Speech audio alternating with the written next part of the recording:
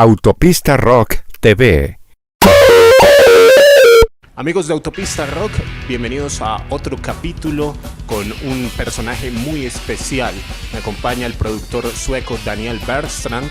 Él está en Colombia, es uno de los jurados que ha escuchado las propuestas de las agrupaciones distritales y que estará en las audiciones seleccionando las bandas que tomarán parte del evento este 29 y 30 de junio y 1 de julio. Nos acompaña hoy en Autopista Rock, es un productor escandinavo muy reconocido por su trayectoria de 20 años con agrupaciones como In Flames, Meshuggah, Behemoth y muchas otras.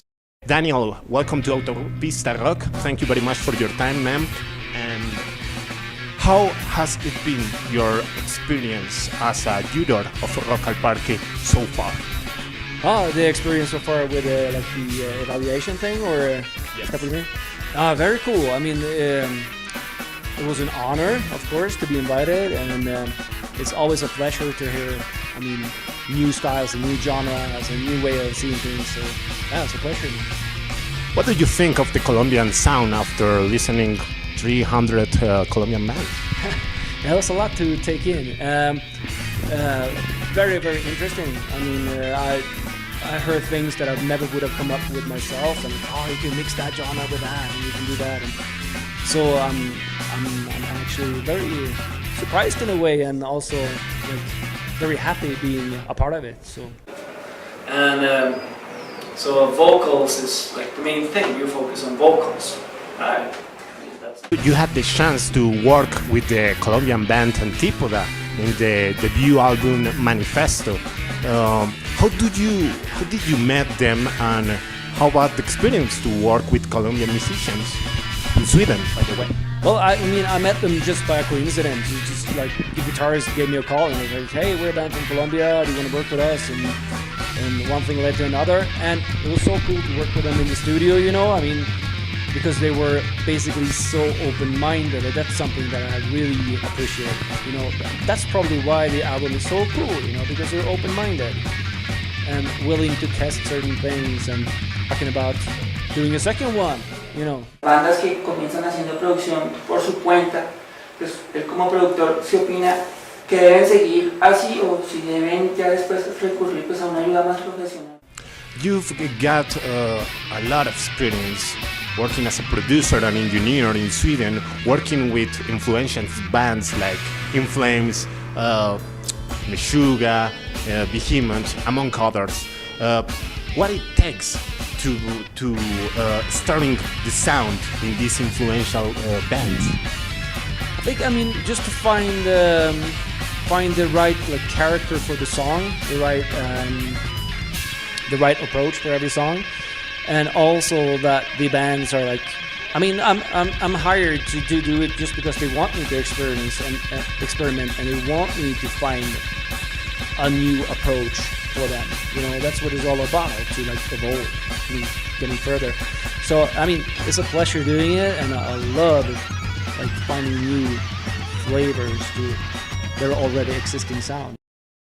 I mean, I'm actually working with Behemoth at the moment, working with the drums in my studio right now. That, and I have 10 right now, 8 sessions rolling at the same time. So it's a big mixture of bands, man.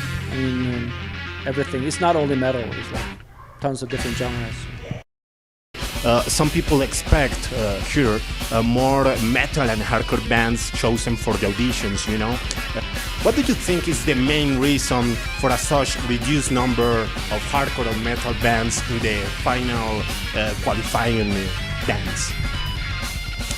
I mean, it's first we're 3 in the jury, and for some reason, a lot of the metal bands maybe they were not up to the standard that I mean, this from my point of view, you know. I mean, I searched for something a little bit different, and it was a little bit of lack of it sometimes, you know. And especially vocally, that was one thing. I'm not saying that all these bands are not good, because they are, you know, but for some reason, a type of other genres were a little bit better at this stage. I mean, probably. Hard to say exactly what it is, but we're a lot of people involved, and out of the contributions that was sent in. Claro que sí, siempre es bueno buscar ayuda profesional, básicamente porque es bueno tener un punto de vista externo, personas que le den consejos. Daniel, what's your advice for Colombian musicians when it takes to choose a studio and a producer for doing a record? I don't know. I mean, look for producers that has done records that you like. I mean, it doesn't necessarily have to be like, oh, this guy have done that album, so we can sound like that. But obviously, he's onto something that will suit you. So, of course, that's one advice. I know it costs money. I know it's like not easy to do. But I mean, ask around, ask people that you trust, and ask them for their opinion, and that could help a lot. You know. I think you should not be covered up in like the group. Like only don't keep it in the group.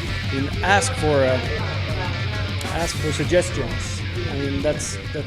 Could you please tell us something about the next workshop that you will give for local producers in Bogota the next Saturday? I guess I will talk a lot about influences, talk about drums, a lot of drums, because I'm like a drum guy. Give like advices or like tip of microphone techniques. Talk about rooms. There's so many things, man.